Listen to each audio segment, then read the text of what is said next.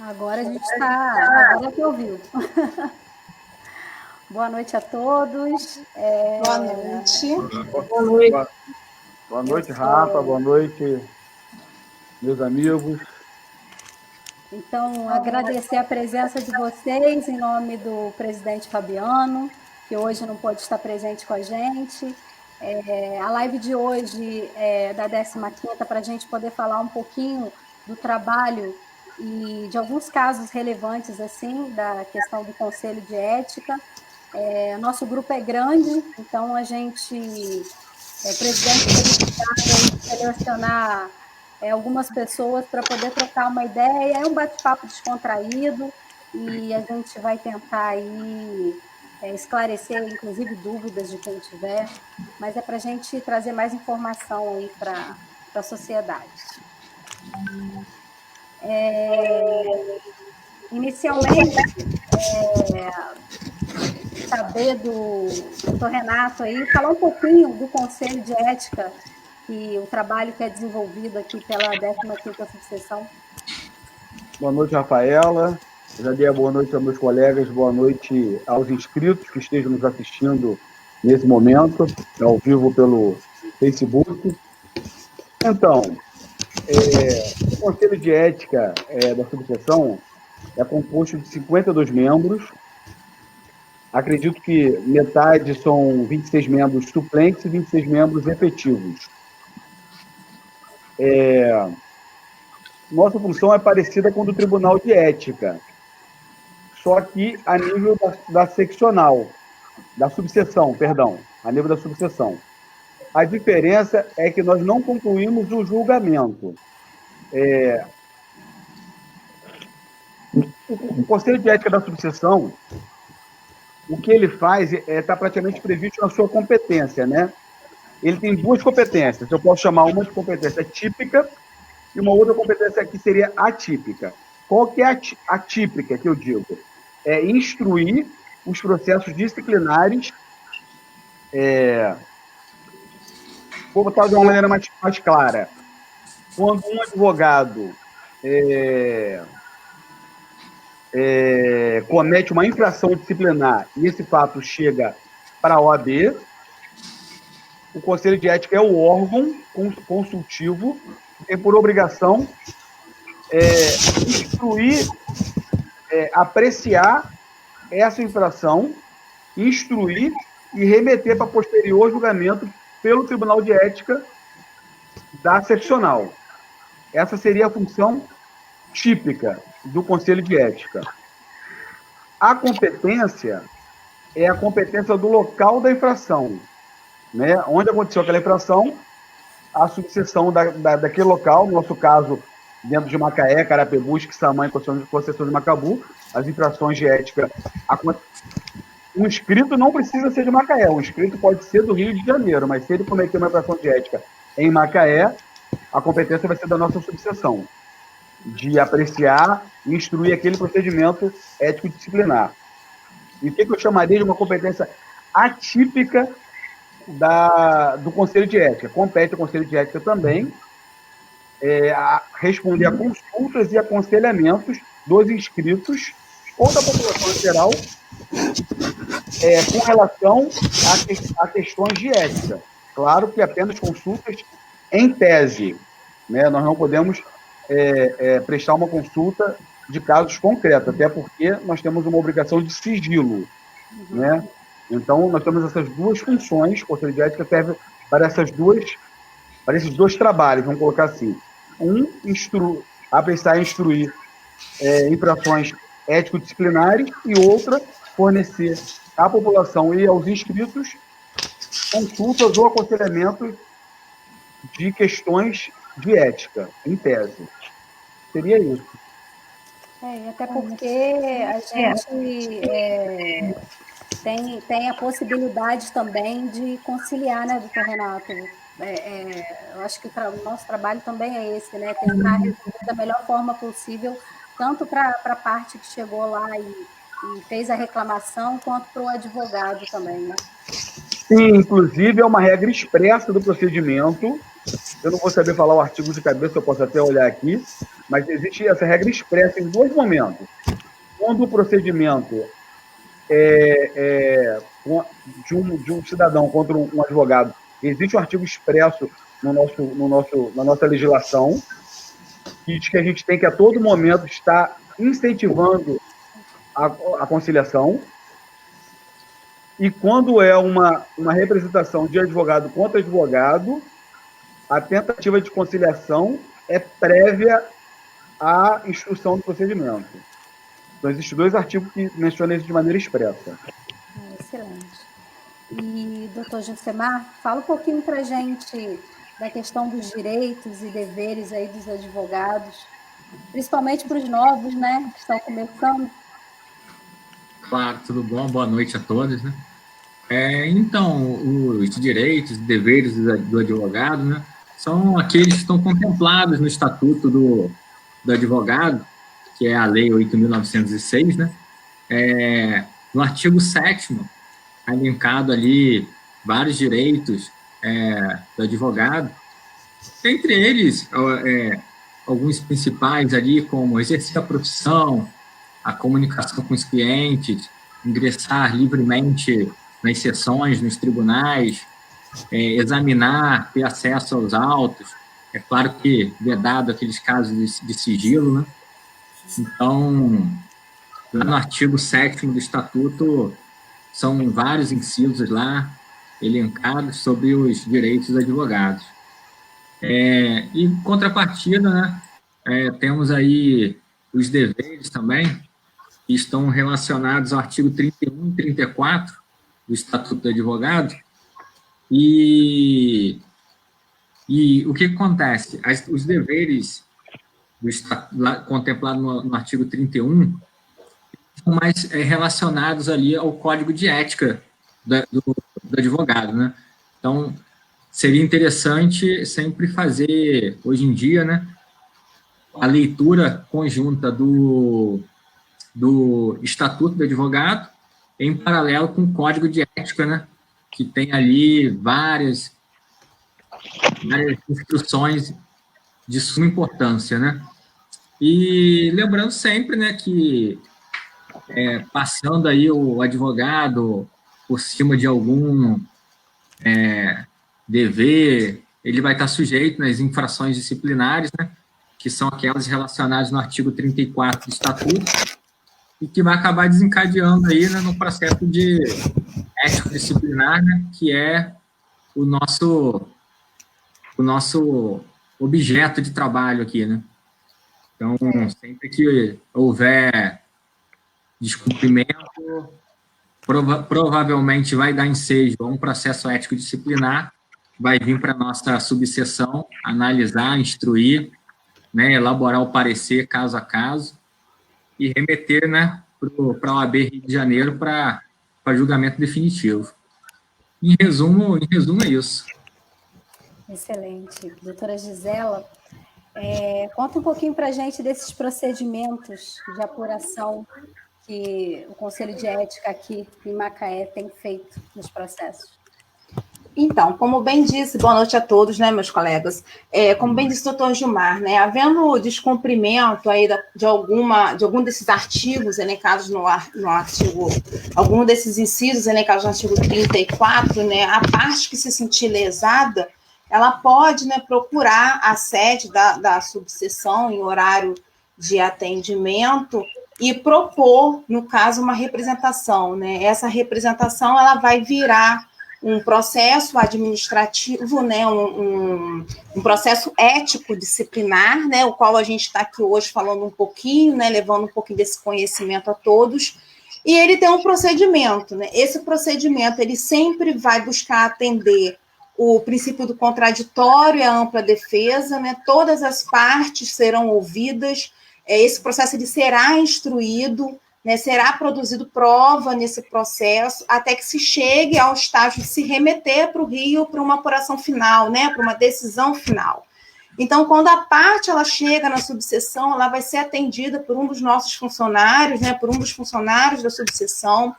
essa representação ela pode ser escrita numa petição simples, não há necessidade de advogado, né, representar essa parte, ela pode fazer diretamente, né, a subseção, vai ser autuado e vai ser distribuído a um relator, né, no caso, a um dos 26 conselheiros efetivos, né, que compõem aí o conselho e aqui na 15ª subseção.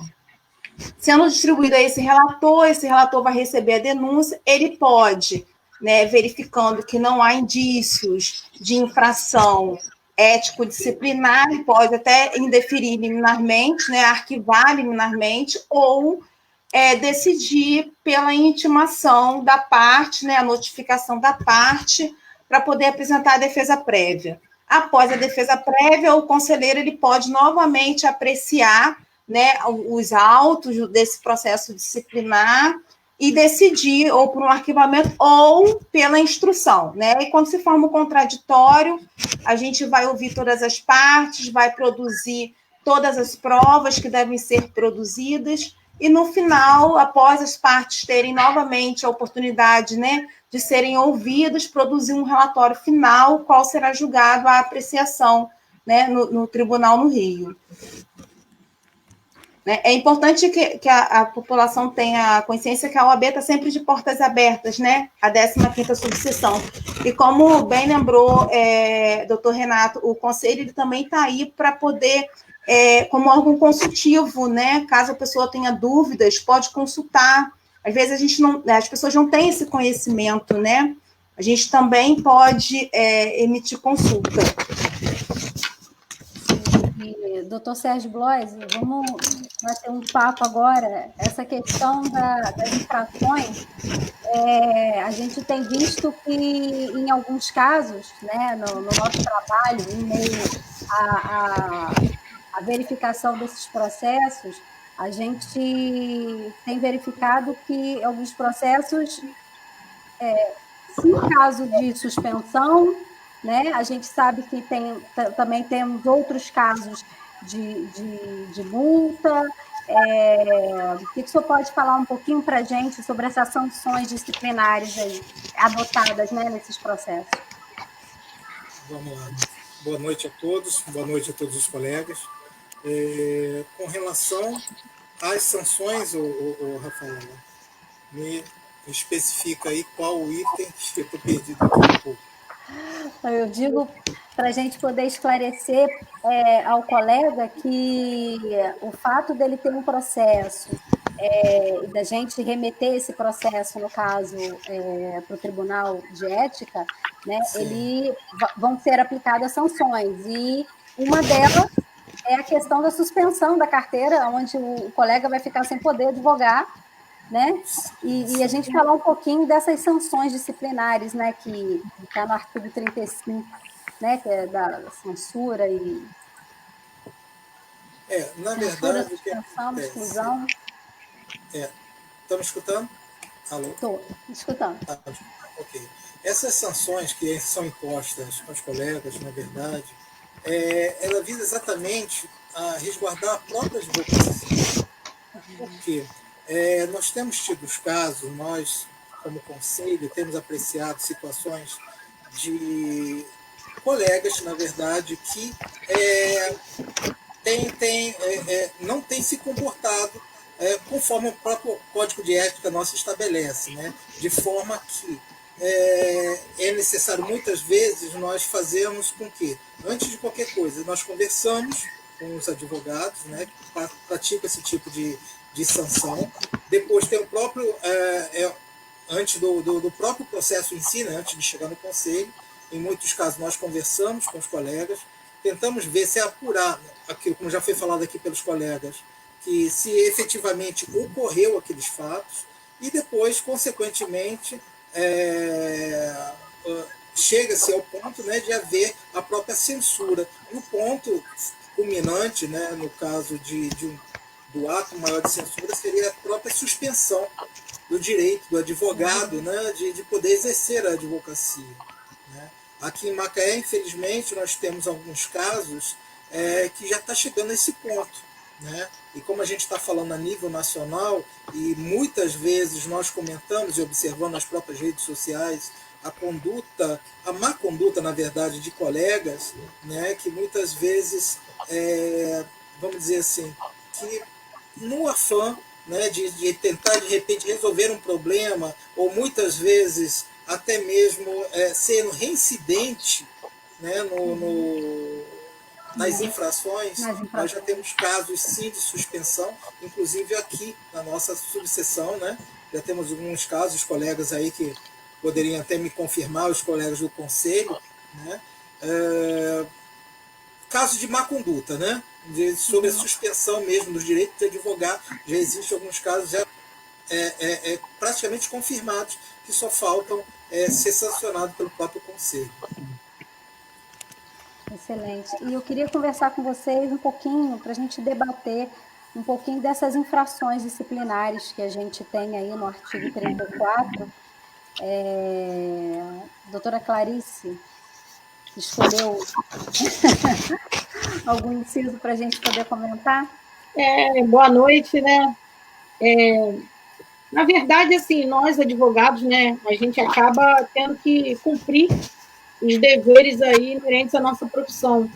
E decorrente dessa situação, diante dos deveres que a gente tem, o próprio Código de Ética vem trazendo esses deveres, né, a gente acaba, muitas vezes, a gente não, né, a gente tenta pautar aí a nossa conduta sempre da melhor forma, tentando não fugir daquilo que o nosso Código de Ética passa. E o inciso primeiro, ele fala: exercer a profissão quando impedido de fazê-lo ou facilitar por qualquer meio seu exercício aos não inscritos, proibidos ou impedidos. É o inciso 1 do artigo 34. Isso é uma, infelizmente, infração disciplinar que tem ocorrido, né, com frequência. A gente tem analisado aí que tem ocorrido com frequência aqui na nossa subseção. E, na verdade, eu creio que o grande problema é que muitas pessoas acabam não sendo advogados, eles simplesmente são bacharéis, ou às vezes nem bacharel, mas aquela pessoa que rotineiramente está resolvendo os problemas, rotineiramente acaba fazendo determinado papel aí na sociedade, acaba sendo rotulado como alguém que faz aquela questão, que resolve aquela questão, ao invés da pessoa procurar um advogado, um cidadão comum, às vezes até por desconhecimento, que somente o advogado tem aqueles atos privativos, né, ao exercício da advocacia, ele acaba buscando essas pessoas, que muitos até se apresentam como advogado, né, embora isso seja exercício irregular da profissão e seja crime. Mas muitas pessoas aí a gente sabe o que acontece. Eu mesmo já presenciei aqui em Macaé uma audiência trabalhista presidida por uma pessoa que ficou sentada na mesa não sentou na mesa de audiência, que também seria um absurdo, né? Mas sentada ali numa das cadeiras ao lado ali e foi conduzindo a audiência para a parte que estava sentada na mesa. Ela não era advogada, essa pessoa não era advogada, não sei se era bacharel, não sei realmente, mas eu sei que ela conduziu, o juiz acabou ouvindo ela como uma pessoa para instruir e parece que rotineiramente essa pessoa faz essa ação, né? Faz esse ato.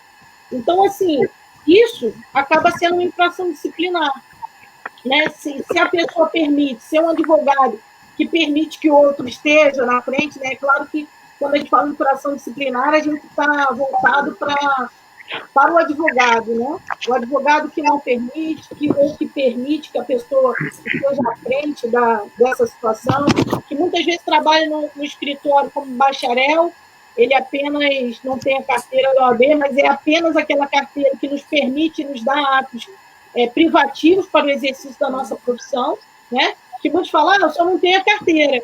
Eu acho muito comum ouvir isso, né? Eu já ouvi muitas vezes isso, eu só não tenho a carteira, mas a pessoa se autodenomina como sabedor, né, do direito. É claro que todos nós somos aprendizes, a gente não sabe tudo, a gente está aí aprendendo diariamente, mas a gente lutou para conquistar uma carteira, muitos de nós aí lutamos para passar na prova da OAB, então, assim, é importante que a gente também, ao exercer a nossa profissão, a gente tenha esse cuidado, né? Não facilitar o exercício de não inscritos, sabendo denunciar para que, né, medidas possam ser tomadas.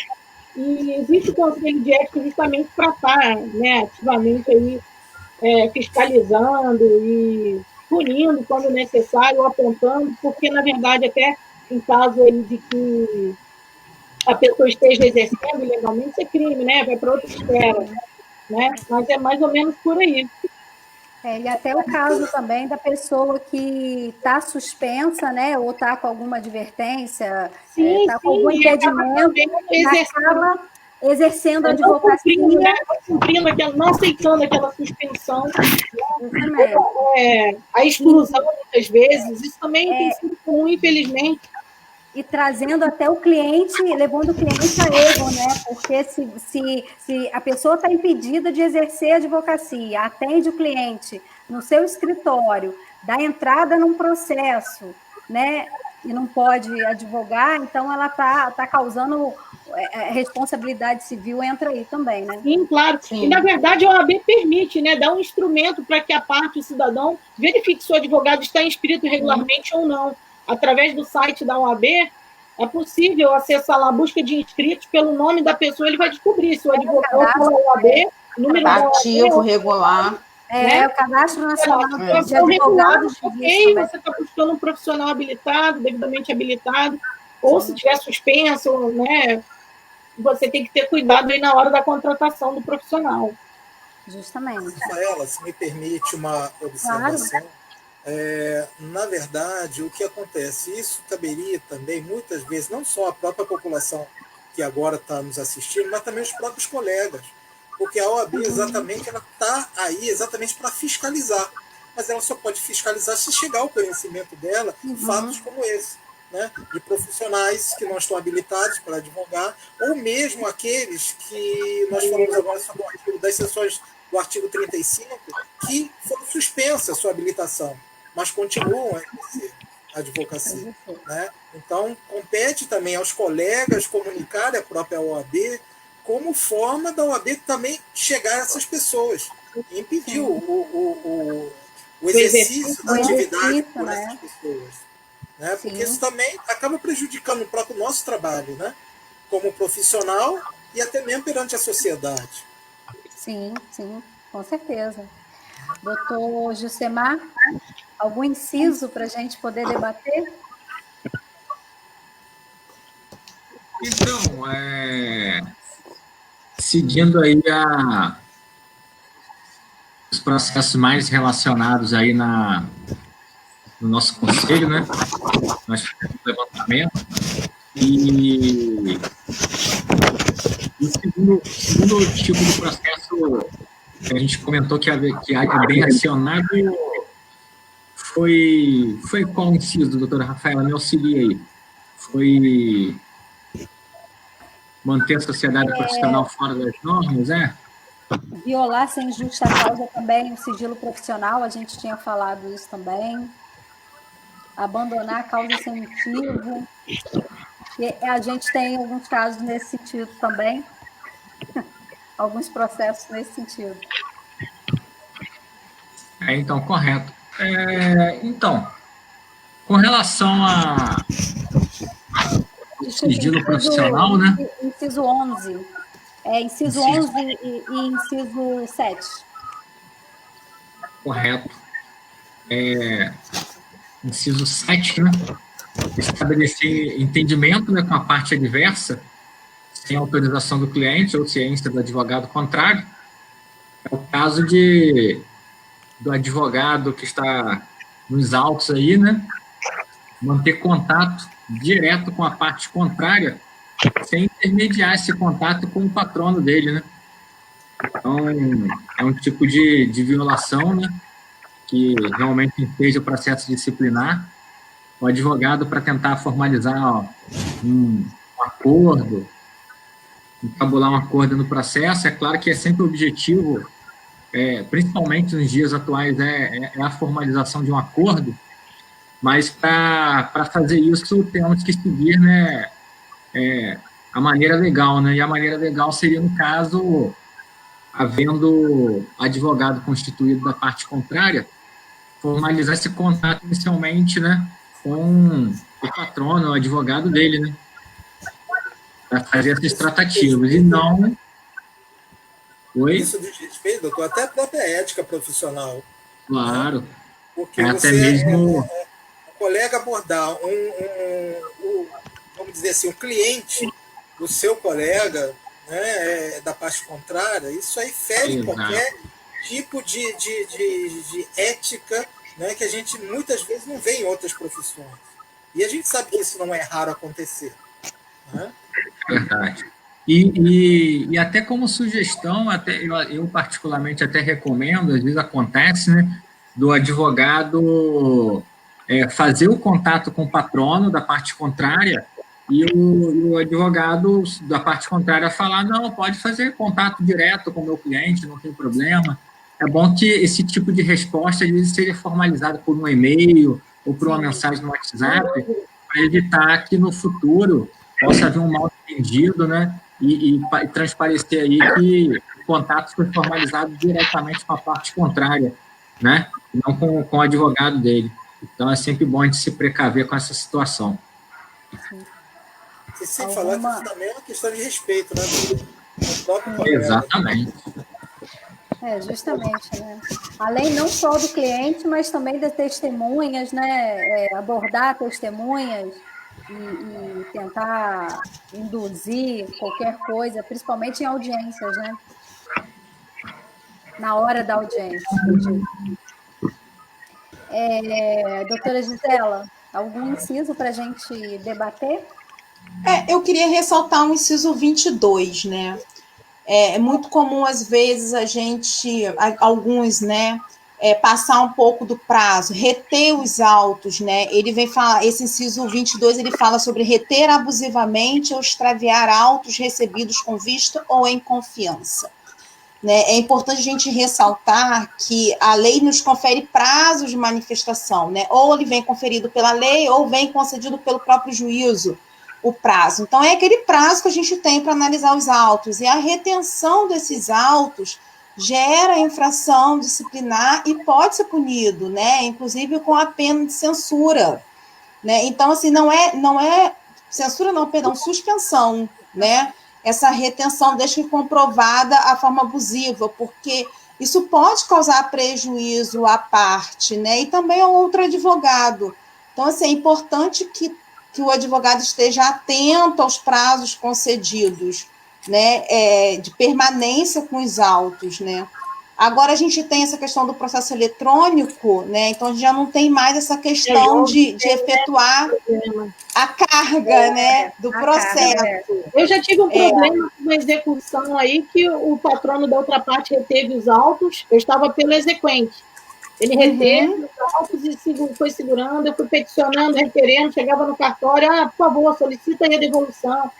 E o juiz acabou aplicando multa, né? Ele geralmente tem uma decisão lá falando para pagar multa e tudo mais, a parte não cumpria e tudo mais, e aí encontrava com o advogado e falava, poxa, devolve o processo, né? Porque a gente acaba tendo essa liberdade. Sim, com a marca pequena, a gente acaba se conhecendo, né? Não, e não sei o que, ficar me enrolando, e a gente sabendo que está me enrolando, né? Isso acaba realmente gerando uma situação até constrangedora para a gente, que está certo, né?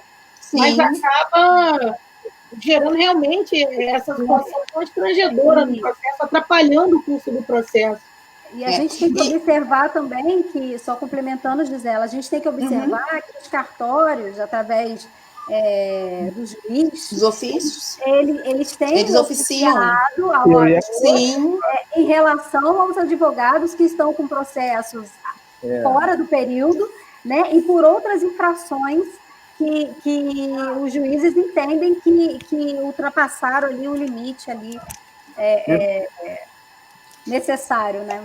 É bom lembrar também que, além da infração ético-disciplinar, né, mesmo agora a gente com a questão do processo eletrônico, a gente a tendência é a gente aplicar menos esse artigo, né, por conta do processo eletrônico, mas a gente ainda tem algumas demandas referentes a isso, mas é muito importante também que, além da infração ético-disciplinar, a gente tem também, o próprio juízo pode aplicar multa por essa retenção, né? Verdade. Então, assim, é importante que o profissional esteja atento no cumprimento desses prazos estabelecidos em lei.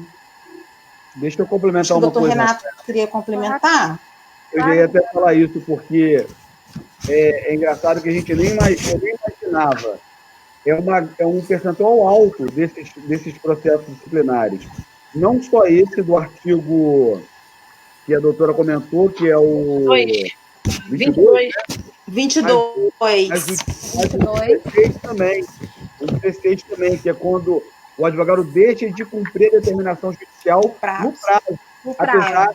Apesar de notificar, apesar de, né, receber aquela publicação. Principalmente em matéria criminal. É muito comum, porque o processo fica um pouco parado, principalmente quando é réu preso. Enfim, enquanto não tiver um outro defensor dativo, o processo não anda. E é muito comum. Eu posso falar que eu não sei, não vou saber falar em percentual, mas eu acho que é uma grande maioria das nossas infrações hoje. É recorrente. Demanda, sim. Ela é bem recorrente. Os juízes mandam, porque o nosso procedimento ele pode ser instaurado por representação da parte ou de qualquer autoridade. Qualquer autoridade. Sim. E é muito comum esse procedimento, mesmo com o processo eletrônico, não havendo mais a questão da retenção dos autos, vai continuar tendo essa questão dos prazos. Os prazos são puníveis. Esse artigo dos prazos é punível com censura. Agora, a gente tem que sempre lembrar que uma infração reiterada, um novo processo, um fato que antes era punido como censura, se houver um segundo processo, ele passa a ser punível com suspensão. Suspensão. E a pessoa também não vai poder... Só fazendo né? Só fazendo adendo no que eu falei, eu não sei se ficou bem claro, quando esse artigo ele pune com suspensão, é quando fica comprovado aí que a retenção desses autos foi de forma abusiva, né? Uhum. Então, havendo ali má-fé, abusividade, né? Aí sim é punido com a suspensão. Sim. Ou acaba sendo desídia também do advogado, né? No caso, Sim. como o doutor Renato acabou de falar, questão do criminal, muitas vezes a parte está presa, já poderia, né, ter sido liberada e tudo mais, e acaba sendo prejudicada a parte por conta da desídia do profissional. Com certeza. Doutor Sérgio Blois, eu gostaria de complementar o inciso para a gente. Bom, falando disso, complementa esse que foi falado agora. Esse foi o 22. Esse foi o 22. O 22 e o 16, né? Ok. Bom, eu gostaria de falar... Doutora Rafael, depois eu tenho um comentáriozinho, tá bom? Sobre esse, ô Gismar? Sobre esse artigo? Exato, sobre esse inciso aí, exato. Não, então você pode falar, que eu quero falar sobre o inciso 2, especificamente. Então, tá bom, então vou tomar a palavra aqui, obrigado. Então, eu estava, na verdade, até há poucos dias comentando sobre isso, e com relação a esse atraso na devolução dos autos, muitas das vezes, infelizmente, o advogado acaba, às vezes, devolvendo um pouco tardiamente os autos, às vezes até por um motivo até justificável, né? Uhum. Então, assim, eu particularmente aconselho que quando houver a intimação do advogado mediante publicação para devolução dos autos, sob pena de sujeição de multa, que quando haja essa justificativa, ao fazer a devolução dos autos, eu acho que não custa nada peticionar nos autos, explicando o motivo da devolução tardia, para ficar registrado nos autos o motivo e no futuro ter ali uma comprovação, né, mais clara do que aconteceu. Porque, às vezes, o advogado, ele, por um motivo até justo, esses dias mesmo tive um caso aí de que foi feita a carga dos autos para fazer a digitalização dele, para possibilitar o processo ser virtualizado, só que estava havendo uma grande deficiência no sistema do Sysembark, né, que é um sistema que o tribunal está desenvolvendo aí, né, para que o advogado possa carregar as peças digitalizadas por ele e transformar o processo em virtual. Então, teve que abrir reclamação no setor de informática do tribunal, e com isso começou a passar o prazo legal de devolução dos autos, né?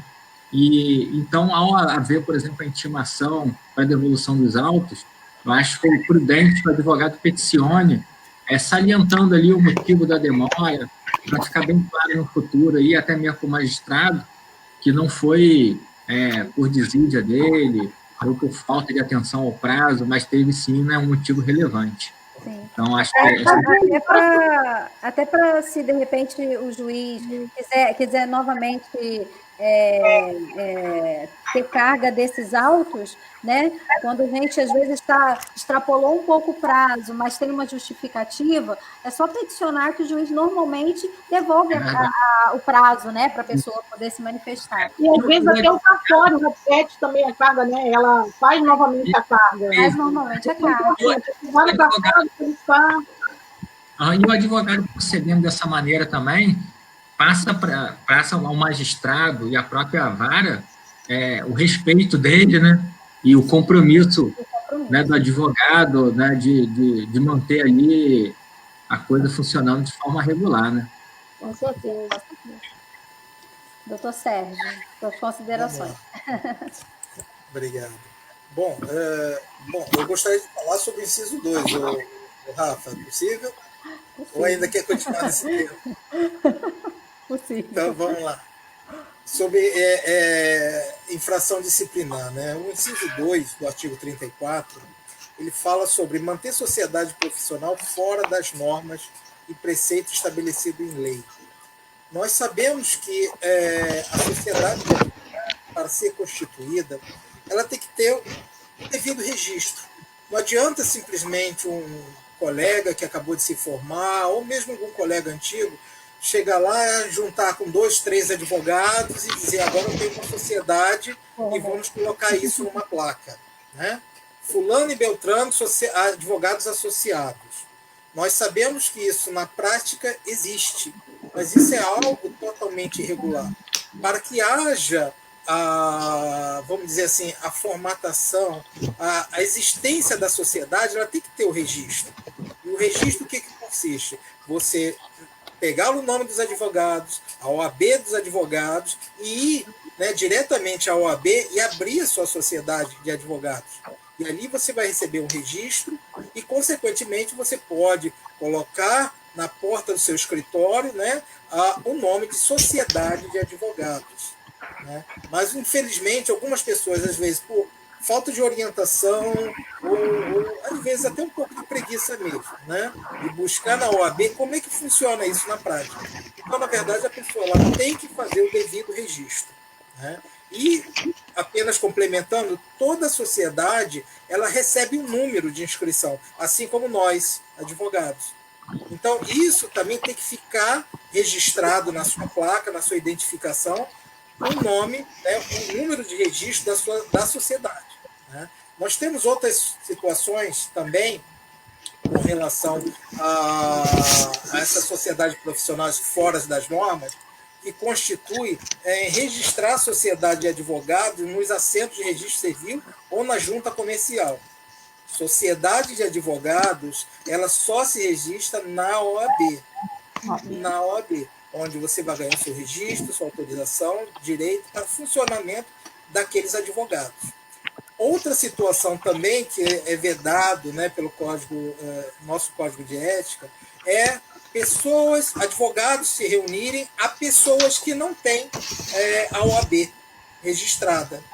Ou que não tem OAB, vamos lá, um estagiário, e começar a advogar como se fosse uma sociedade. Não pode. O nosso estatuto veda isso. Sociedade é de advogados, né? E somente. Quando aquele bacharel se formar, ganhar a sua OAB, né, ter direito a usar a sua OAB, aí sim ele vai poder utilizar ou ingressar nessa sociedade. Tá? Vamos lá. Outra situação também é inserir no quadro da sociedade pessoas sem inscrição. É isso que a gente acabou de falar aqui agora. Se a pessoa não tem inscrição na OAB, ela não pode ser inserida no quadro da sociedade. Ou seja, ele não pode ser apresentado como sócio do escritório. Ele tem que ter o número do registro dele da OAB. Okay? Mais um ponto também que eu gostaria de abordar dar sobre esse tema, ter como um dos seus sócios, ele só pode ter a inscrição em uma sociedade. Ele não pode ter em várias, mais de uma sociedade, na verdade. Então, ele só pode ser sócio de uma sociedade. Então, na verdade, quando a pessoa quer formar o seu quadro societário, ele tem que buscar orientação na própria OAB, que lá vai vamos dizer assim, delinear todas as regras que os advogados têm que cumprir para que formem a sua sociedade e, consequentemente, comece a funcionar, né, como uma empresa, que na verdade é. Tá? E aí eu deixo para os colegas também a complementação, que eu sei que os colegas também participam de sociedade e vão ter melhor conhecimento para falar também. Em relação... Querem complementar? Não, na realidade eu quero comentar outro inciso. Se ninguém Deixa eu quiser falar um pouquinho nada sobre desse, isso, pode falar, Clarice. Por favor. Na verdade, muita gente tem dúvida em relação ao valor, acredita que vai pagar outra anuidade. O registro, na verdade, é uma vez só, né, doutor Sérgio? É uma vez Paga só. a faixa de 600 a 800 reais, 900 reais, eu não sei Isso. muito bem o valor, uma vez só no registro, e depois não paga mais. Não paga. Depois não paga mais. E muitas Vai ter que pessoas declarar, né? A sociedade, como a sociedade vai ter que fazer sua declaração de imposto de renda, coisa e tal, Sim. mas só recolhe uma única vez. E lógico, para constituir, né? E caso no futuro aconteça qualquer coisa, havendo a dissolução da sociedade, também paga-se para dissolver a sociedade.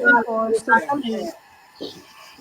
Complementando esse nosso debate, lembrando que a sociedade de advogados, ela não pode estar incluída com nenhuma outra atividade de serviço. Então, o advogado não pode estar com um escritório de contabilidade, não pode estar com um escritório, com um consultório médico. Imobiliário. É extremamente indeterminante, proibido no Estatuto de Ética associar as duas atividades, né, ou qualquer outras, né, mas a atividade do advogado, ela é exclusiva. Até mesmo para que não haja confusão, né, Rafaela? Até mesmo para que não haja confusão de atividades. Até né? mesmo, justamente, para a gente às vezes, alguns colegas, nós observamos isso, que às vezes alguns colegas, eles acabam unindo no mesmo escritório, no mesmo espaço físico, né, outras atividades que não seja advocacia. Sim. Né? E, consequentemente, acaba sendo alvo até mesmo de inquérito, né, apuração da própria OAB. Da própria OAB, justamente. Doutor Renato. Vamos lá? Primeiro, eu queria dar um novo boa noite ao pessoal que chegou depois. Eu não consigo visualizar todo mundo aqui, só consigo visualizar o pessoal que comenta, né? Então, vou dar uma boa noite ao Jorge Augusto, ao Fernando, ao Florismar, ao Carlos Roberto. Um grande boa noite ao meu amigo Guerra, Carlos Guerra. Que saudade de sentar com você numa mesa de audiência, meu amigo. Agora vamos lá, vamos falar do inciso. Eu queria falar, Rafaela, do inciso 21 do artigo 34 do Estatuto da OAB, que também tem inscrição parecida no artigo 9º do Código de Ética, que é quando o advogado deixa de prestar contas com seu cliente sobre o dinheiro recebido. Mais uma vez, é um tema que é até triste a gente falar isso, mas é um tema muito corriqueiro nos nossos processos administrativos de apuração de ética e disciplinar. E falar um pouquinho sobre o tipo objetivo, né? Sobre a parte objetiva do tipo. É importante frisar que o que o tipo veda é deixar de prestar contas.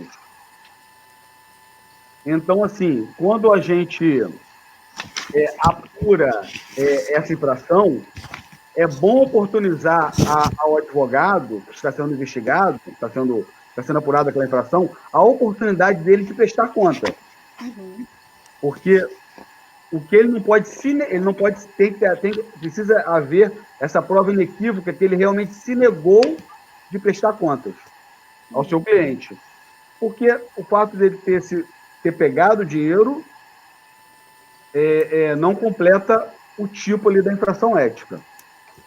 E eu tive a curiosidade de pesquisar na jurisprudência do Conselho Federal hoje, a respeito desse artigo, e eu vi processos disciplinares que foram reformados justamente por falta desse requisito. Por isso que eu estou até chamando a atenção. Outra coisa interessante é com relação à punição. A gente sabe que nós temos 4 punições, né? Censura, suspensão, exclusão do quadro da OAB e multa. Multa é uma punição que ela não é dada isoladamente, ela pode ser acumulada com censura ou com a suspensão. As demais, elas vêm divididas, tem um artigo no Estatuto que divide. Tais incisos é censura, tais incisos é suspensão, tais incisos é exclusão. Essa infração, ela é punível com a segunda mais grave, que é a suspensão. A suspensão do direito de exercer a advocacia, ela pode acontecer de 30 dias a 12 meses. Só que no caso da negativa do advogado de prestar contas ao seu cliente, tem um agravante. Tem um parágrafo lá no artigo que determina a punição, que ela pode ser prorrogada até que o advogado preste contas. Então, a punição para o advogado que se nega a prestar contas ao seu cliente não tem limite nos 12 meses. Né? Que as outras infrações que cabem suspensão tem esse limite. O TED, né, que é o Tribunal de Ética, ele vai aplicar de 30 a 12 meses. Agora, quando o advogado deixa de prestar conta ao seu cliente, ele vai... inclusive, quando eu fiz essa pesquisa na jurisprudência do Conselho Federal, eu vi procedimentos que foram levados a recurso de prorrogação, não da primeira condenação, mas já pedido de prorrogação da suspensão, porque apesar de ter sido suspenso, o advogado não prestou, infelizmente é triste falar isso, mas o advogado não prestou contas, apesar de suspenso. Uhum. Então, assim, é uma penalidade bem grave, né? É muito triste a gente revelar isso para a sociedade, que realmente existe. E o advogado tem que tomar muito cuidado, né? Honorário, dinheiro de cliente é uma coisa muito séria, né? Eu tive um patrão na minha vida profissional que ele falava, gosto muito do que é meu, né? O que é meu, o que é seu, né? E é isso aí. O que eu tinha a dizer sobre esse artigo, né? A questão do tipo objetivo, do que é realmente a infração, que é deixar de prestar contas, e sobre a infração. Fala, doutora Rafaela, comenta. Alguém gostaria de comentar? De falar um pouquinho sobre isso? São casos recorrentes que a gente tem em processos, né? Então, alguém gostaria de comentar? Rafaela, eu gostaria de apenas comentar o seguinte, e aí já deixar para os demais colegas aí conselheiros, quantas vezes seriam necessárias suspensões, no caso desse aí, de haver falha, né, de falta de pagamento, né, ou falta de repasse, para que o advogado seja excluído? Né? Como é que seria o parâmetro desse? O que os colegas aí acham na mesa?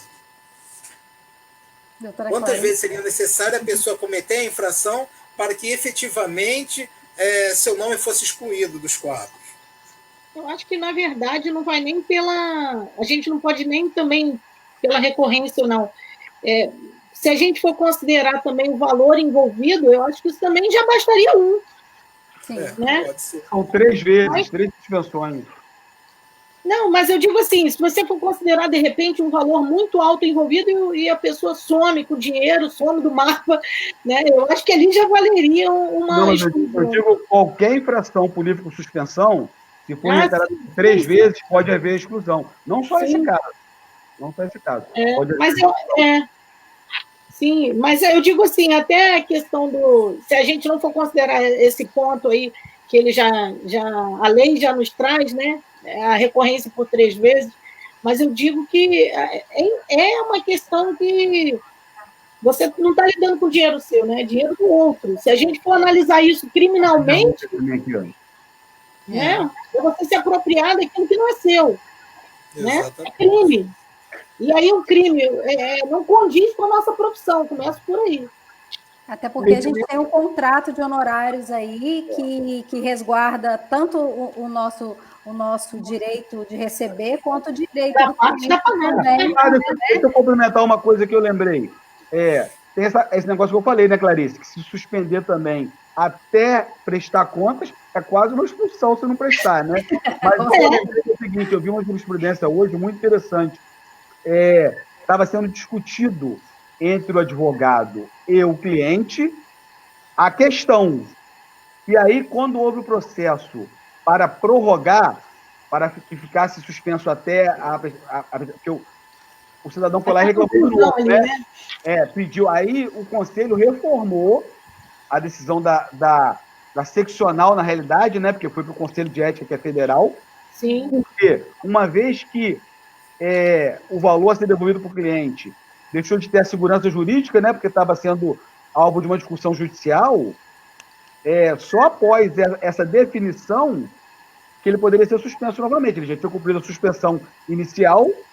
Sim. E aí ele estava se justificando que, eu não sei, nas ementas da jurisprudência não detalha, né? Mas, assim, de repente, ele devolveu uma parte e a outra parte o cliente acha que é devido ainda, e ele entende que não, ele estava discutindo isso.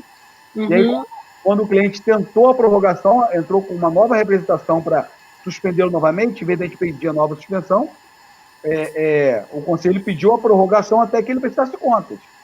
E, ao que me parece, a seccional julgou favoravelmente. Aí o Conselho de Ética reformou, porque não tinha mais segurança jurídica, porque estava sendo discutido judicialmente se ele devia ou não aquele valor. Sim. Achei bem interessante. Doutora Gisela, gostaria de complementar? Não, só considerar que também é muito importante, né, que o cliente, o advogado, tenha uma relação muito clara, né, muito objetiva. Transparente. Transparente, justamente, né? Por exemplo, nos contratos de prestação de serviço do advogado, deve estar claro lá honorários sucumbenciais, honorários contratuais, né? Explicar para o cliente desde o início o que é o quê, né? Inclusive acaba gerando muita dúvida. Justamente, né? Doutora Gisela, só para abrir um parênteses, minha parente Rafaela Curvelo acabou de entrar. Ah, sim, minha irmã está prestigiando a live. Então, é importante ter essa relação, né, de transparência e, inclusive, o cliente deve manter seus contatos também atualizados, né, com o cliente, porque às vezes tem demandas que levam anos, né, 7, 8, 10 anos, e o contato pode se perder no decorrer desse tempo, né? Então é importante se manter um contato, né? Os dados sempre atualizados. Para não gerar lá na frente nenhum tipo de divergência, né? Com certeza. Eu vou acabar dizendo que o advogado sumiu e justamente faltou comunicação entre a parte, né? Porque muitas das vezes a gente observa nos nossos escritórios que o cliente muda de telefone e não fala para o advogado. Muito comum. E aí ele vai até a OAB, diz que o advogado sumiu, que desapareceu, e quando em busca do advogado, tem lá todo o telefone, às vezes o advogado está no mesmo endereço, mas a parte realmente perdeu ali a comunicação com o seu advogado. E lembrando que em caso do cliente perder o contato do advogado, a gente tem um cadastro nacional que tem esses dados, né? Então, o advogado também ele tem a obrigação de manter seu cadastro junto à instituição atualizado, o endereço, o telefone, até para facilitar, né, todos os tipos de contato. Com certeza. Doutor Sérgio Blois e doutor Lucimar querem... Apenas um comentário sobre essa questão da atualização do cadastro, que é importante, como a gente está estamos tendo, né, uma assistência grande, né, de advogados, né, e até mesmo de estagiários, que sim, o nosso cadastro junto ao OAB atualizado, até mesmo para efeito disso. Se vocês perceberem, muitos colegas nossos, nós fazemos a consulta de localização, até mesmo nós, para efeito de acordos, né, pelo próprio cadastro. E só se você observa lá que a maioria, não vou dizer a maioria, uma boa parte de advogados não estão com o endereço correto nem o telefone atualizado. Sim. Então, se nós advogados já sentimos essa dificuldade de nos localizarmos, de podermos entrar em contato uns com os outros, imagina a parte. Né? Então, Verdade. é interessante sim que haja essa atualização, né, constante. Mudou de endereço, mudou de telefone, comunica ao OAB, até mesmo para que haja essa facilitação, né, de comunicação. Para evitar esse tipo de coisa aí do cliente depois voltar e dizer que o advogado sumiu. Na verdade, ele mudou de telefone, mudou de tudo e perdeu o telefone do advogado. Justamente. Doutor Gisemar, complementar alguma coisa, algum inciso? Não, eu, no momento aqui, sem maiores comentários a crescer aqui no momento. Doutor Renato? Então, eu estava pensando em falar sobre a questão da prescrição da infração ética disciplinar. Posso falar sobre esse tema? Claro, por favor. Então, é nossa obrigação, né, como membros do Conselho Ético, instruir o processo com a maior celeridade possível. Mas, apesar disso, casos de prescrição podem ocorrer, tanto de prescrição normal, quanto a prescrição intercorrente. A prescrição comum é de 5 anos a partir da notícia do fato, né? A partir do registro oficial do fato. E a intercorrente é 3 anos sem que o processo tenha movimento. Agora, existem as causas de interrupção da prescrição também, que são 2. A prescrição interrompe pela instauração do procedimento e interrompe também pela notificação do representado. Então, assim, se um advogado, por exemplo, deixar de prestar contas ao seu cliente, isso já, 5 anos depois, pode ocorrer a prescrição, né? Se um advogado deixar de cumprir uma determinação judicial, perder um prazo, 5 anos depois pode acontecer a prescrição. Não estou dizendo que vai acontecer, a gente vai ter que examinar a questão da notícia oficial do fato, né? E as causas de interrupção, mas, em tese, pode ocorrer a prescrição. E se o processo ficar paralisado, às vezes o processo para num momento que é um ato da parte, e da parte interessada, né? Da parte que representou para dar início àquela apuração ético-administrativa, né? Sim. E a parte deixa de dar andamento no processo, após 3 anos, também pode acontecer a prescrição intercorrente no caso. E é isso. E nesse caso do processo, para dar a intimação, para dar andamento no processo, e o advogado não faz, às vezes porque a parte realmente ele não está conseguindo entrar em contato, né? Então tem todos os procedimentos que a gente sabe que tem que ser feitos, mas se ele continuar não dando satisfação ao juízo, né? Não peticionando, informando, a gente sabe que ele pode causar danos ao cliente, né? Já que o cliente supostamente não sabe, né? Eu vou até complementar uma coisa que vou falar um pouquinho do procedimento também em relação ao representado. Por essa questão de intimação. A intimação do advogado, primeiro, é no endereço que ele tem junto ao OAB. Sim. E está expresso no estatuto que é a obrigação do advogado manter o seu endereço atualizado. Atualizado. Se ele não manter o seu endereço atualizado e for mandado a correspondência para lá, presume-se que a correspondência foi recebida. Mas, apesar disso, nós temos a previsão de fazer uma notificação por edital no Diário Oficial Estadual.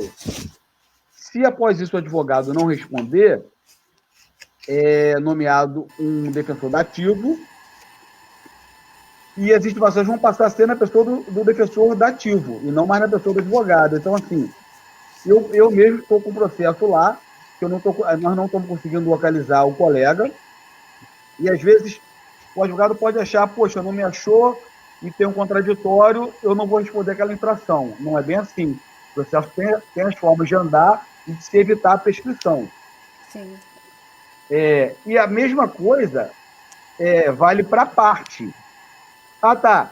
Só abrindo parênteses com relação ao advogado, eu hoje li uma jurisprudência sobre isso também no Conselho Federal, de um advogado que reclamou, inclusive, que o advogado dativo não tinha feito uma representação a contento, e o Conselho não aceitou o recurso dele, julgou improcedente, dizendo que ele foi notificado e que o advogado dativo não é obrigado a apresentar a defesa com todas as razões que ele apresentaria, mais ou menos assim. E o processo seguiu dessa maneira. Aí tem diversas hipóteses. O advogado, quando ele entrar nos autos, depois ele recebe os autos da maneira que se encontra, é um pouco parecido com o processo civil, né?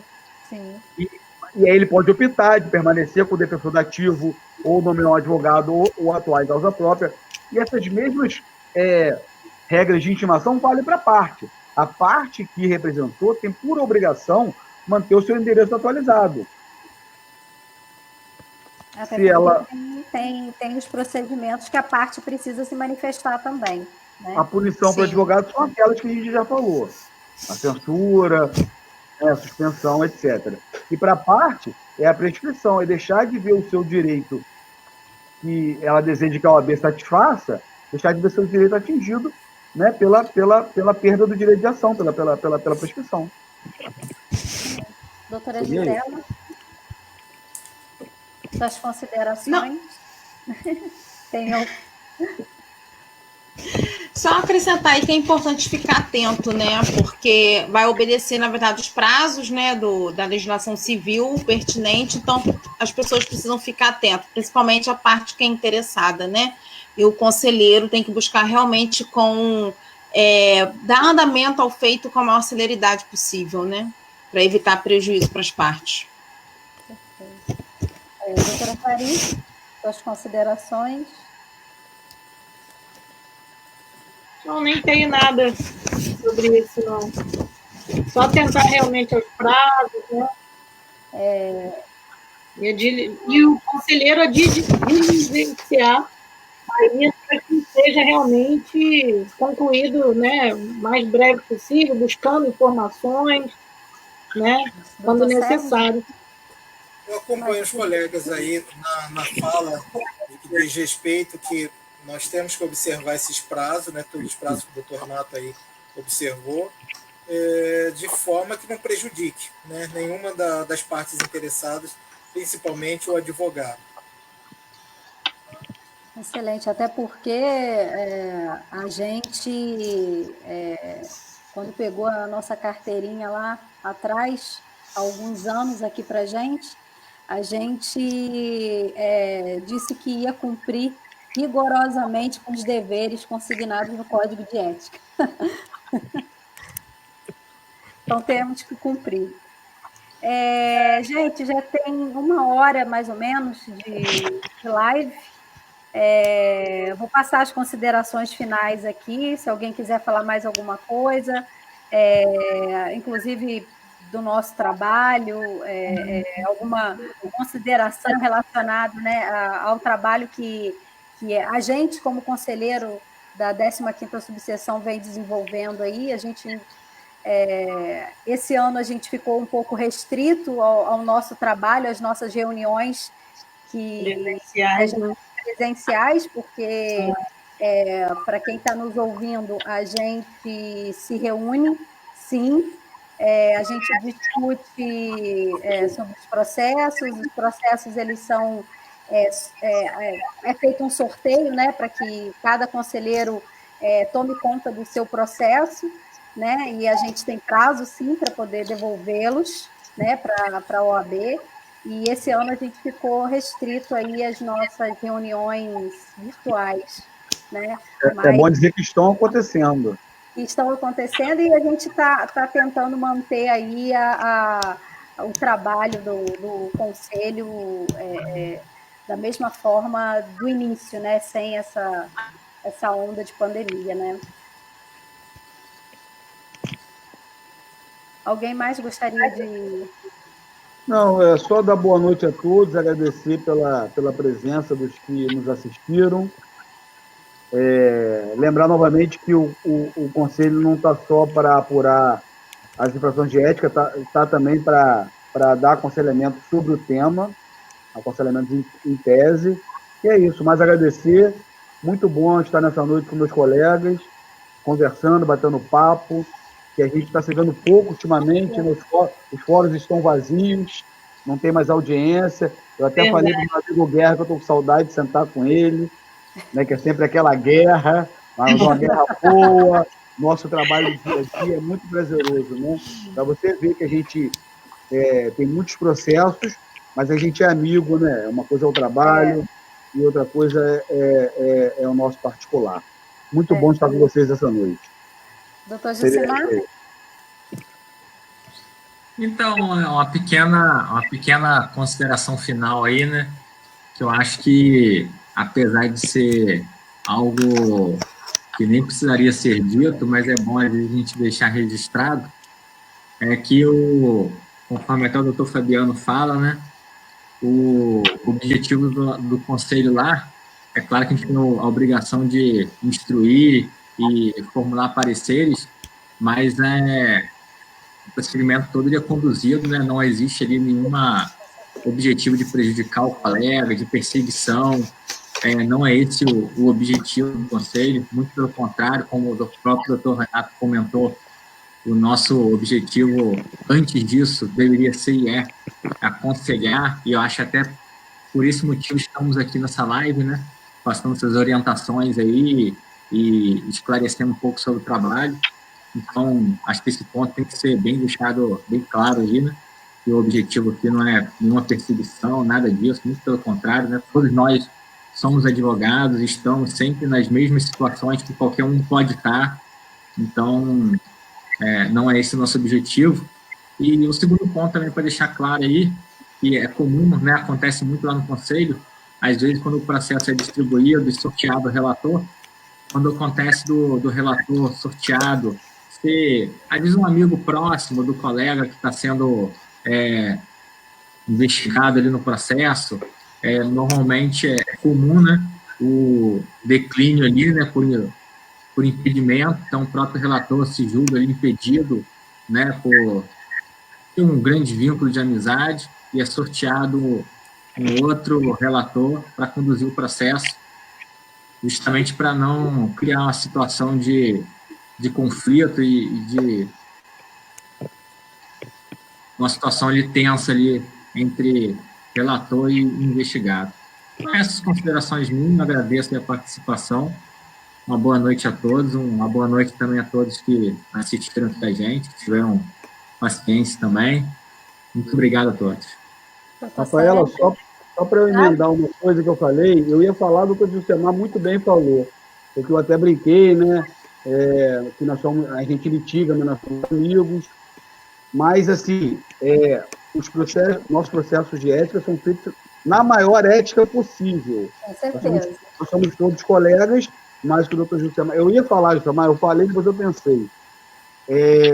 Mas quando a gente se depara com um processo de uma pessoa que a gente tem uma aproximação maior, a gente imediatamente declina por motivo de foro íntimo, por a gente ter uma amizade realmente íntima com aquela pessoa, e aí é redistribuído para um outro conselheiro. Eu ia emendar minha fala porque eu fiz uma brincadeira e pode parecer mal, mas é tudo feito na maior ética possível. Obrigado, doutor Jucimar. Passo a palavra ao doutor Sérgio Bloise. Obrigado, doutor Renato. Eu quero agradecer também a oportunidade da gente estar debatendo, né, um assunto tão importante que é sobre a ética profissional. Eu tenho certeza que para muitos colegas foi bom, né, essas informações e experiências de cada um, né, de vocês. conselheiros que estão ali conosco, né, já há bastante tempo. Nós fazemos esse trabalho, como algumas vezes não sabe, é um trabalho quieto, mas visa sempre melhorar o nosso trabalho, como profissionais, como pessoas, né? E nós dedicamos sempre, como o doutor Renato, o doutor Josimar já falou aí, o objetivo do Conselho nunca é prejudicar, sim trazer da melhor forma possível uma solução para aquele problema. Muitas vezes, quando isso é identificado que realmente foi um acidente, foi um descuido do profissional, isso é levado em conta. Assim como também muitos profissionais que às vezes não ligam para o cliente, não ligam para o colega, isso também é levado em conta. Mas eu acho que isso tudo, esse nosso trabalho, né, voluntário, só tem enriquecido a nossa profissão, né? Muitas vezes as pessoas, os colegas, não sabem que o trabalho que a gente consegue desenvolver, né, através disso. Mas com certeza, nos últimos anos, esse nosso trabalho tem ficado melhor. A união dos advogados, de uma forma geral, não só entre nós, como com os juízes, eu acho que isso tem melhorado muito o nosso trabalho. Eu tenho certeza que daqui para frente a tendência é só melhorar, né? Passando essa crise toda aí, nós vamos nos reunir novamente e voltar aos trabalhos normais, né? Não só no próprio Conselho de Ética, como também nos tribunais, falando com o juiz, com as nossas reuniões. Isso tem contribuído bastante para que nós cresçamos, tanto como profissionais, como a própria OAB aqui de Macaé. Uma boa noite a todos, muito bom estar com todos vocês. Doutora Gisela. Agradecer pela oportunidade, né, de estar aqui junto com vocês, meus colegas. Agradecer também a todos que estão aí participando da live, que tiraram um minutinho, né, para ouvir, né, e agradecer ao doutor Fabiano pelo convite, por essa oportunidade de estar falando um pouquinho do trabalho que a gente desenvolve lá no Conselho, de estar também orientando, como bem falou o doutor Gilmar, né, a gente não está aqui para colocar medo em ninguém, nada disso, é apenas também o intuito de orientar, né, de orientação. Tá? Agradecer a todos, muito obrigada, uma boa noite a todos. Doutora Clarice. Eu quero só agradecer também a oportunidade de estar aqui nessa live com vocês. Aí, Renatinho, que nos formamos juntos, aprendemos, a gente vem junto. Mesma classe. Clarice formatou minha monografia. É um grande prazer estar com todos vocês aí. Quero agradecer realmente a oportunidade também de fazer parte do Conselho, né? E só somando aí a palavra dos colegas, que a ideia, a intenção é que não venham a existir infrações, né? Nosso anseio é esse. E é um aprendizado para todo mundo, né? Com certeza nós que estamos lá também aprendemos muito, né? Para a gente não reiterar os erros aí e as falhas que muitas vezes acaba acontecendo ao longo aí da nossa trajetória. Quero só desejar uma boa noite a todos também e agradecer. Então, eu, em nome da 15ª subseção, como tesoureira, agradeço muito a presença de vocês, agradeço a oportunidade de estar sempre com vocês, é sempre muito bom. A gente ama muito a profissão e as pessoas que estão em volta da gente. Isso faz o nosso trabalho ficar, com certeza, melhor. Tá, joia. Boa noite a todos e até a próxima. Boa noite. Boa noite. Até a próxima.